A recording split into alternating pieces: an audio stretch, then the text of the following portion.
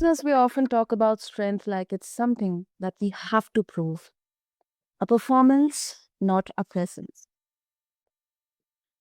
But what if we would like to redefine masculinity? It isn't about dominance or defense, but it's about direction. It's about how we move through the world and what drives those choices. On this episode of the Mind Over Masculinity with your host Sana, we are going to dive deep into something very, very different.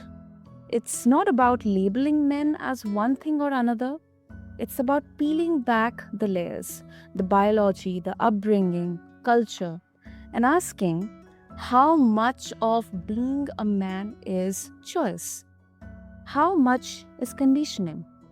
To explore that, we are joined by someone who is rewriting how we understand human behavior. Martin Lucas, inventor of deterministic AI and founder of Gap in the Matrix, is here to help us see where science meets soul and where psychology meets power. Martin, as always, it is an honor. Welcome to Mind Over Masculinity. Thank you. Same back. Thanks for having me on. Super, super. Okay, Martin, let's try to understand the kind of blueprint here when it comes to masculinity. When it comes to how men think and behave, and sometimes I also wonder that, and even men also wonder that, how women think. But if we look at and try to understand how men think and behave, how much do you believe is wired in biology versus shaped by upbringing and social environment or the conditioning? I believe the vast majority is your social environment and your conditioning.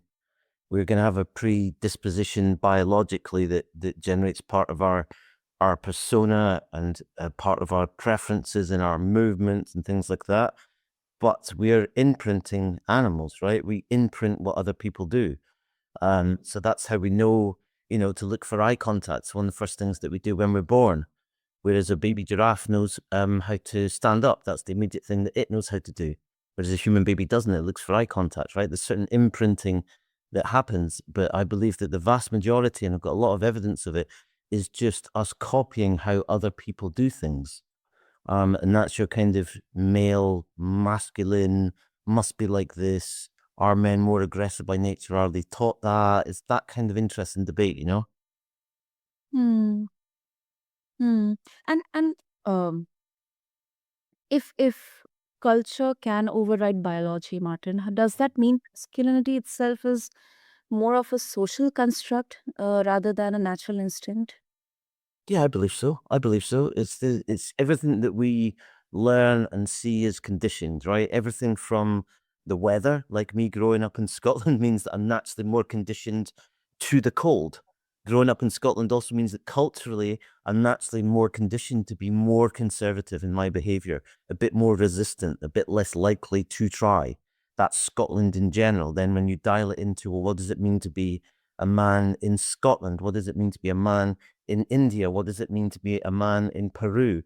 There's very different definitions, but as we're born, right, we copy the environment that we come up in. So the Peruvian man is more like people in Peru. The Indian man is more like people in India. The British person is more like the British person, right? It's not some mystical thing that happens, right? Otherwise, it would be literally the biology of how you're born dictates how you behave, but it's very much the soil dictates what you're going to learn and who you're going to learn from. Exactly, exactly. And I think that um, that very much clarifies that why generalizing anything or anyone is not the solution or not the answer to all the problems. Absolutely. Yeah, Absolutely. yeah, yeah. Because it's not gender specific, but I find it very hard to understand that it's kind of not justified to say that men are built just this way only.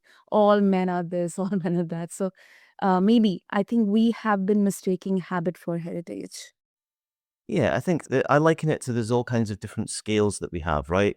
So the more open we are dictates how we behave towards things. The more open we are to to questioning others, the better we are at listening. These are all different types of scales, right? So if you look at the traditional model, are male in general more aggressive in terms of behavior than females? Yes, they are. That's one of the main reasons for the pay gap in the world, right? Because men are more aggressive saying, I want this, whereas the majority of women more work and expect to be rewarded for that, right? And I'm talking about majorities. Then in the middle, you have men that are less going forward. They might be more introverted. They might work towards reward. You have women that are more aggressive by nature and better at controlling that kind of pay scenario, right? So what I'm saying there is like is that of course it's not all males are like this and all females are like this, but you've got more common habitual behavior that is copied from other males, and part of it comes nature, right? So there's definitely a more aggressive component of men in terms of how they're born and what they have to naturally deal with, which is the male condition. That's more of a biological truth rather than something that you learn from others.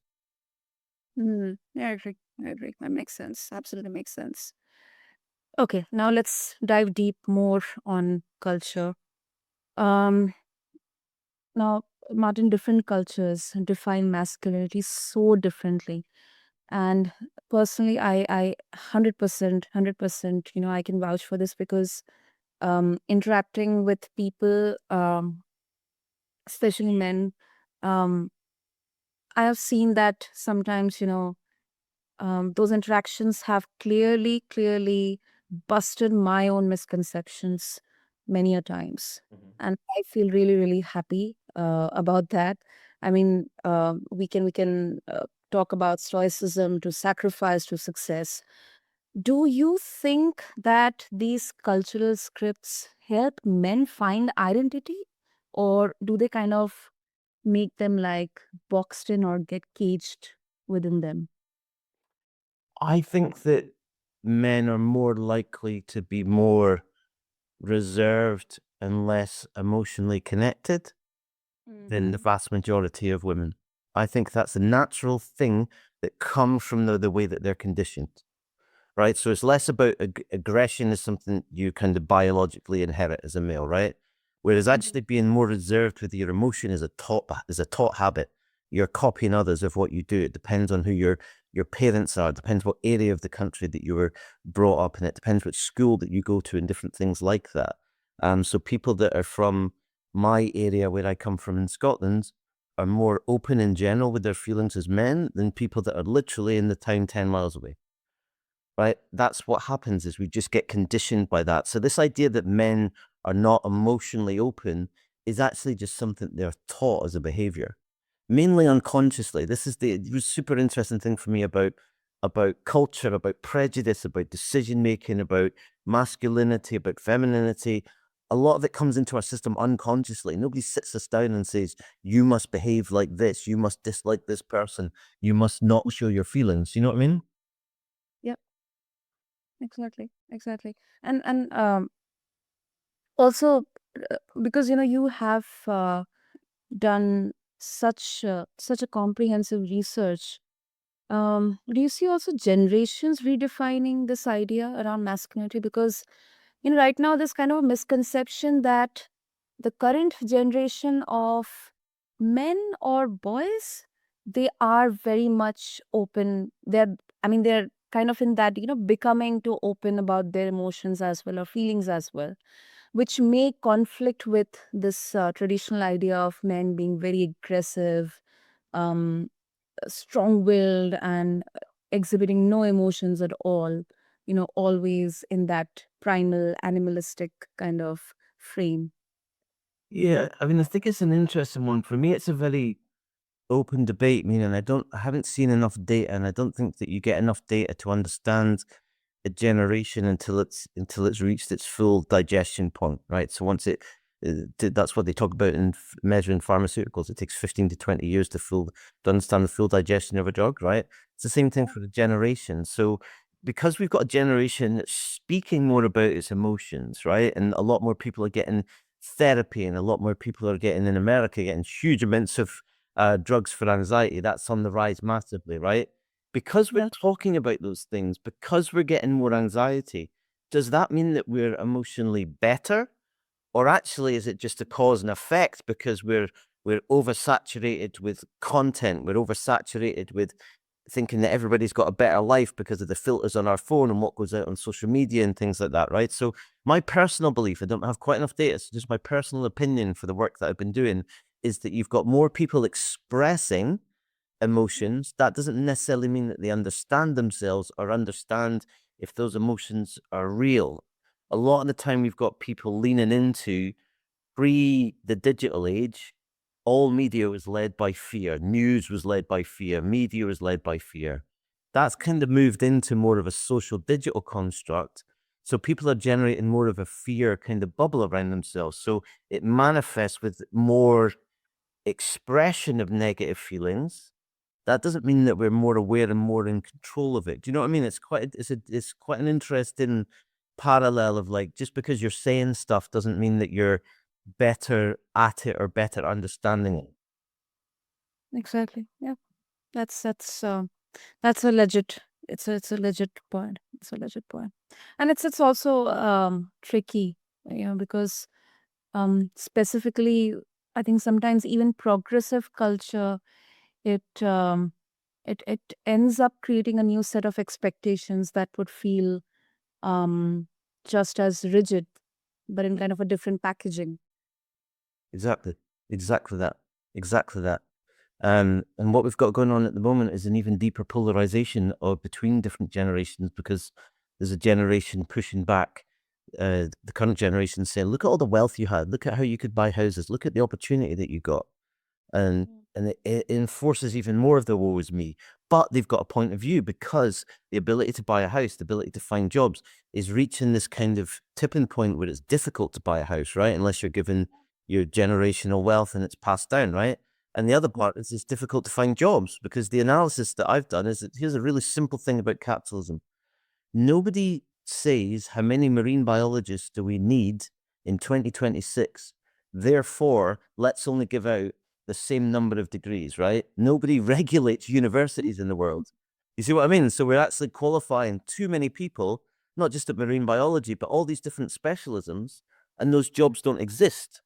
So then people feel that like they're being betrayed and then they've just got a mountain of debt, which makes it even harder to buy a house. So it's kind of like the inverse of the 80s was all about chasing wealth and chasing debt.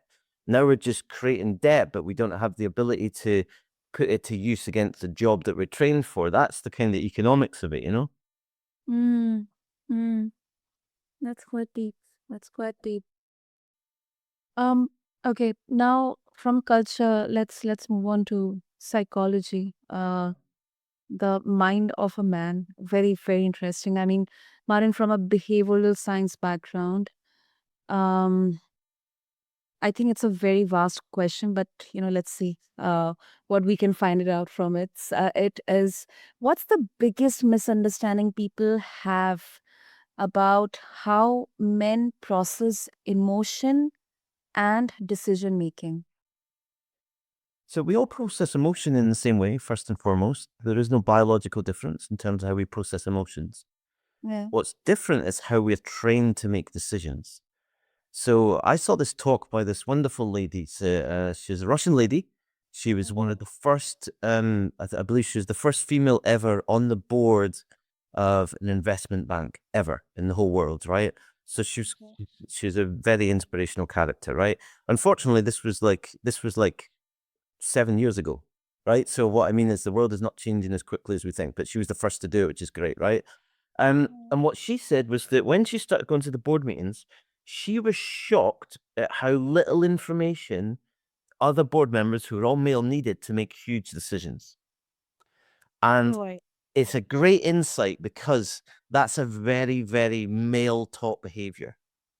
If you're aggressive, you want success, you move quickly, you're using small amounts of information to make big decisions. That's a big problem in any male behavior, particularly in relationships and particularly in work. And that's where there's a huge opportunity for men to adapt themselves, but women to completely take over the world, which is where I believe we're going and when the world will be a good place. That's a very interesting, interesting insight. I mean, I was thinking in a completely different direction, but yeah, kind of on the same lines, but in a different direction. But I think that's where apparently what people call soft skills, quote unquote, they come into the picture. That even if it's a high stake, um, super critical decision, but with so much of less information, because there's um, this competition or the weight of being the loudest or the most aggressive or the most visible person in the entire boardroom or in the entire group.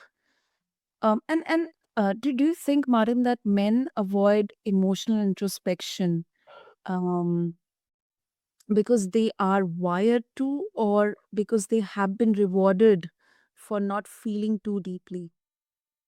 I don't think, again, we're generalizing a bit, right? So for the people that can't do that, men that can't do that and women that can't do that, right? So let's be fair about it. Is there more men that can't? Absolutely, right?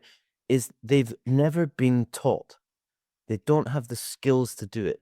So what happens in the brains, if we don't have a skill to do it, we build around the fact that we're not interested in it, we don't like it, we push away from it. Therefore, you could insert anything, right? Like I tell people that my body's biologically different and I sink in water, which I believe to be true because I can't swim properly, right? So what I've done is I've learned not how to be able to swim. I fell in the water when I was little and I don't swim. I tell people my body sinks. I make up a story. I resist it, right? Even though I could learn it and I'm 47 years old, I don't. It's exactly the same parallel with emotions, being able to explain something. If you've never done it, your body creates safety around it, creates fear around it, creates defenses around it. So you don't need to touch it. And this is why you have lots of men that they make the joke, but it's their way of expressing, I don't deal with emotions. I don't talk about emotions. Or the thing that drives me absolutely crazy is women are emotional. That is one of the most offensive lines that you hear, and you still hear it in 2025. I'm 47. I used to hear it 30 years ago. It's absolute BS. But you see what I mean? Is like the brain gets conditioned and then it enforces and cases what it knows, no matter how silly it is.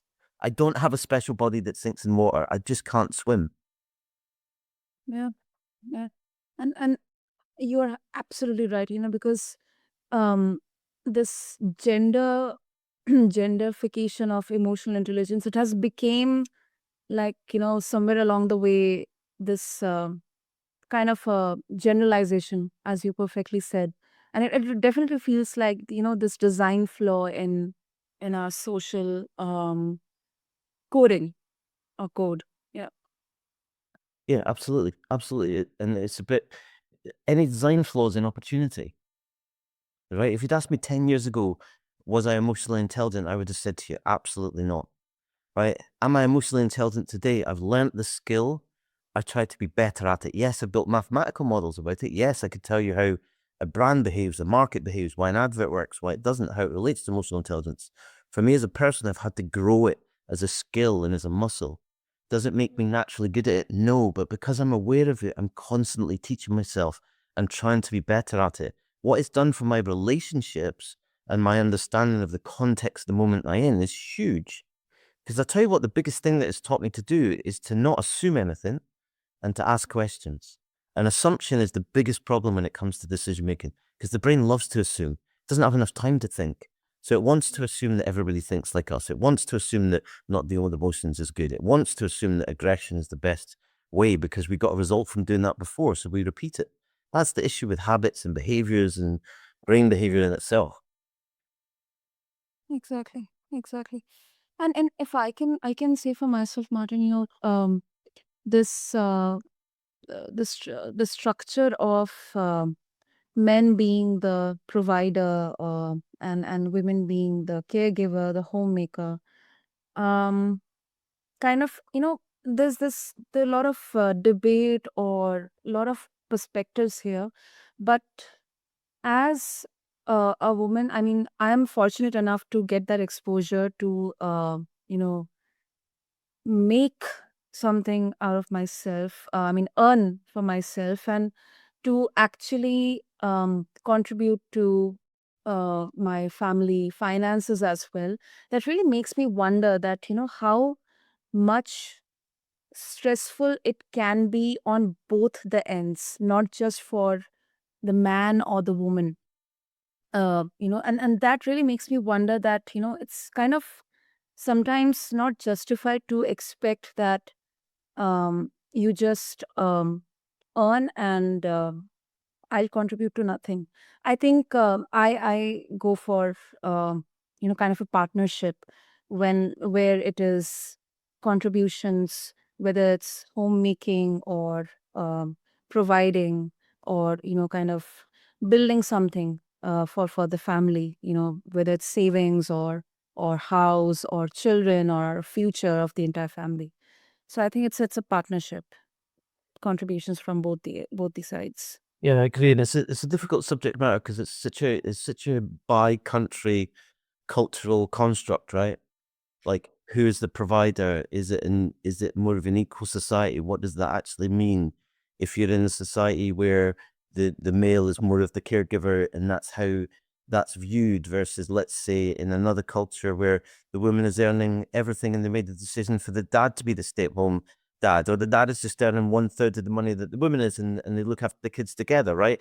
It comes down to, like, you can't be controlled by the culture that you're in, which is difficult. But the biggest thing psychologically is looking at your relationship is how you view money and how you Mm, treat each other. Because if you're the majority money earner or the total money earner, if you view money as the main metric between your relationship, you're setting yourselves up to fail. Because it should be exactly. about who is doing what, who's contributing to this relationship to keep us level, to keep us safe, so we can do things that we enjoy, so we can, all of that becomes a balance point, right? So money is a very evil construct if that's what you anchor it around to say who's doing what in the relationship, right? Particularly when it comes to love and children. Exactly, exactly. Couldn't agree more with you, Martin, on this. Couldn't agree. And there's this idea, that mind over masculinity. It is about transcending old gender norms. But is there a risk of intellectualizing it so much that, we kind of lose touch with the raw, primal essence that makes, men? For example, let me give you an example here. So for um you know I, for the fact, know that there are some situations where maybe physically I am not accustomed, or I may not be trained to handle those situations. In such situation, a man, whether it could be my brother or my boyfriend or my husband or my father, they could be having a better experience or chance at handling those situations. So, um, I would love to know your thoughts on this, Martin. Yeah, I think that it's about understanding what your superpower is, which most people never do, or they try to figure it out much later in life. And what I mean by superpower is there's so many psychology tests out there, in a book that I always recommend to people, called Range by David Epstein. It was a bestseller like maybe 7 years ago. It still applies today, and it helps you understand, particularly ADHD people and different neurodiversity, of different ways of thinking, right, and different opportunities. Um, Mm. and that's what it comes down to: is once you can understand your superpower, harness it, right? Because a lot of businesses spend a lot of money trying to make people better at what they're not good at. So salespeople better at admin, that type of stuff, right? If you're not good at something, you can make a marginal difference to it. This is what all this psychology, hundreds of different tests have shown, right? You can improve something maybe 5% that you're not good at. Something that you are good at, that you have a talent for, you can increase 40 to 80%. So you're already good at it, and you can become so much better at it, right? So whether you're male or female is irrespective of, like, understand your superpower, and then you can harness it. If you can add emotional intelligence around that, then you're going to have better relationships, be a better person, and have a more balanced life. That's it for me. Hmm. Yeah. Yeah. Understood. Understood. I think that uh, tension says a lot. Like we want to evolve, but um, ego doesn't like being rebranded. Yeah. Or maybe the real growth isn't about choosing like between mind or masculinity. I think it's about finally kind of having that conversation between them without one trying to win over another. Yeah, absolutely. Absolutely. Super, super. So, Marin, before we wrap up, once again, if listeners they would like to connect with you and share their thoughts after this conversation with you, and also check out your work, what would be the best medium? They can connect with me on Medium. I've just started writing about my 10 years of journeys around the brain and decision making. Or they can connect with me on LinkedIn, and I'm always open to requests for people, particularly around this subject, whether it's directing people about life, about reading they want to do, or if they've just got a question. I very much believe that it is a question of mind over matter about everything. You just got to decide what matters.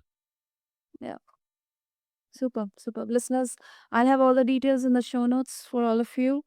And I urge all of you to check out Martin's resources and connect with him.